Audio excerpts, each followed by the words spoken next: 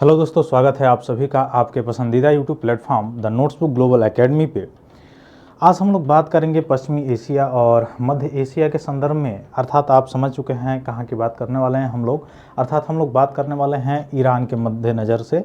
क्योंकि यह ज़्यादा इम्पोर्टेंट इसलिए है, आजकल ज़्यादा सुर्खियों में बना हुआ है। उसके दो कारण हैं। एक कारण तो आपको पता है कि जो मध्य एशिया, खासकर जो ईरान में जो ईरान के द्वारा कार्रवाई की जा रही है, या यूएस और इजराइल के द्वारा जो अटैक किए जा रहे थे ईरान पे, है ना, उससे रिलेटेड है। दूसरा चीज़ आपको ये भी दिखाई दे रहा होगा कि वहाँ का एक नौसैनिक जो गढ़ था, वह मुख्य रूप से नौसैनिक समूह जो था वह भारत में आया हुआ था एक्सरसाइज मिलन करने के लिए। तो मिलन एक्सरसाइज जो है विशाखापट्टनम के आसपास हो रहा था। इस वर्ष जो है भारत आयोजित कर रहा था, बहुपक्षीय एक एक्सरसाइज है, तो उसमें भाग लिया गया था। भाग लेने के बाद वह जो पोर्ट है वह भारत से जा रहा था, और जा रहा था तो अंतर्राष्ट्रीय जो मुख्य रूप से कह सकते हैं कि अंतर्राष्ट्रीय जो क्षेत्र है, जो अनक्लॉज के तहत आप देख सकते हैं, तो वहाँ पे जा रहा था। और वहाँ पे अमेरिका के मुख्य रूप से आप देखेंगे कि पनडुब्बियों के द्वारा अटैक किया जाता है, और अटैक होने के बाद से उसमें लगभग 80 से अधिक लोगों की मारे जाने की खबर आती है। यानी जो ईरान के वहाँ पे नौसैनिक थे उनकी मारे जाने की खबर आती है ना, जो कि श्रीलंका से कुछ दूर पे ही यह घटना घटित हुई। उसके बाद से भारत सरकार पे उंगली उठने लगी। भारत सरकार में बहुत सारे विपक्ष के नेता हैं, वह भारत सरकार पे उंगली उठाने लगे। इवन आपको ये भी चीज़ें पता होगी कि यह सबसे ज़्यादा सुर्खियों में इसलिए है यह ईरान, क्योंकि इसके पास फारस की खाड़ी के पास हार्मुज जल संधि है। और यह जो हार्मुज जल संधि है यह भारत के लिए और अन्य भी बहुत सारे जो देश हैं उनके एनर्जीज़ के लिए, ऊर्जा सेक्टर के लिए बहुत ही ज़्यादा इंपॉर्टेंट है। अब क्यों इंपॉर्टेंट है? लगभग भारत की अगर बात किया जाए तो भारत की जो एलपीजी या प्राकृतिक गैसें जो आती हैं, उन प्राकृतिक गैसों का या जो ऊर्जा क्षेत्र है उसमें लगभग कंट्रीब्यूशन 50 से 60% के आसपास है। यानी 50 से 60% जो व्यापार होता है खास करके ऊर्जा से रिलेटेड चीज़ों का, उसमें 50 से 60% योगदान जो है हार्मुज जल संधि के रास्ते से होके जाता है। इवन पिछले वर्ष हम लोगों ने पढ़ा भी था IMEC के बारे में, है ना। तो यह भी गलियारा वहीं से होके जाता है, चाबहार पोर्ट के आसपास आपने देखा होगा।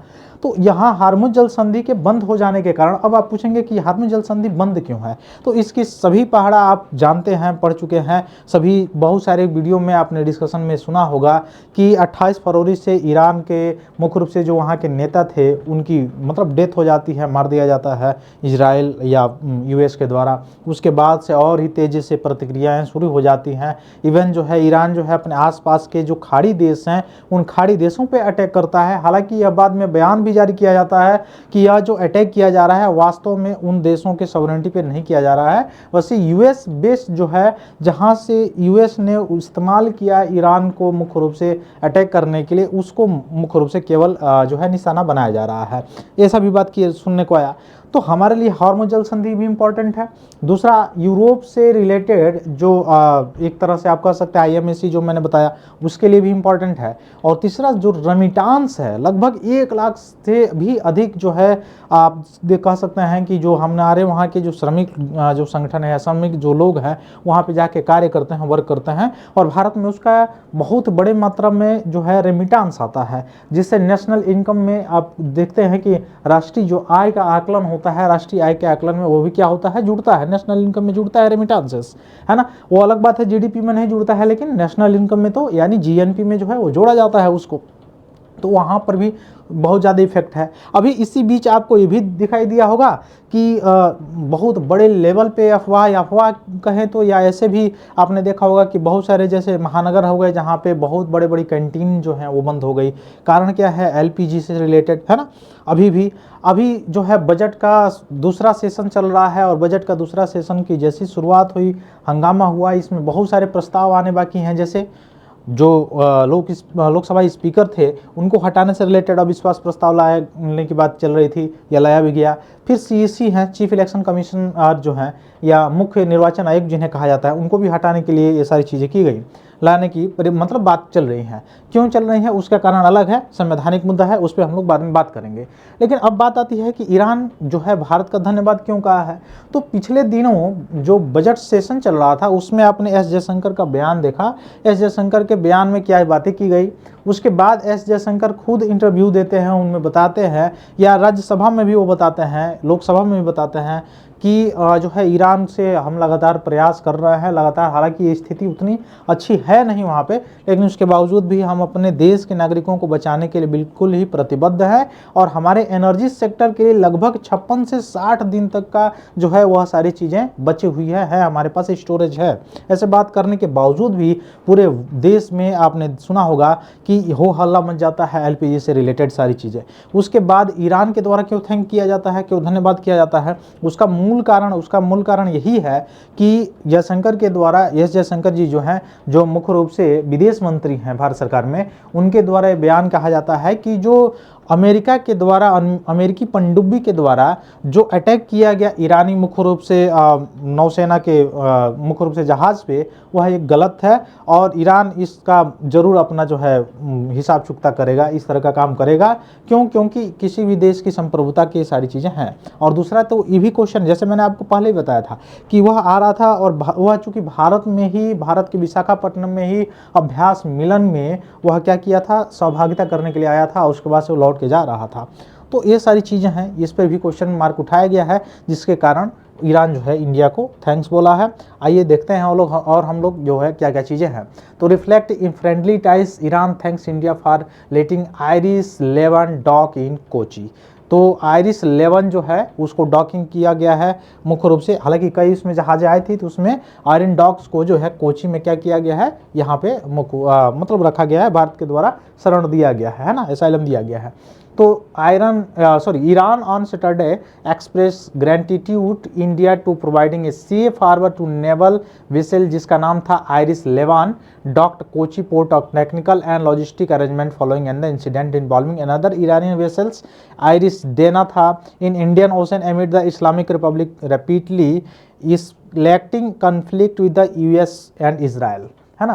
तो जो नष्ट किया गया उसका नाम क्या था, आयरिस देना। ये दूसरा क्या है, आयरिस 11 है, जो भारत जो है मुख्य रूप से शरण दिया हुआ है, या मुख्य रूप से अपने वहाँ कोची के पास इसको टेक्निकल जो भी सारी चीज़ें हैं उसको ठीक करने के लिए जगह दिया हुआ है। तो इसके लिए थैंक किया गया है ईरान के द्वारा कि हाँ आप जो है मुख्य रूप से हमारी सहायता कर रहे हैं। और ईरान, देखिए मैं शुरू में भी कहा था कि कभी भी भारत ये नहीं चाह सकता है कि पूरा है ईरान पे अमेरिका का पूरा प्रभुत्व स्थापित हो जाए। क्योंकि वही चीज़ें होगी आप, और अमेरिका ट्रंप पे तो विश्वास किया ही नहीं जा सकता है।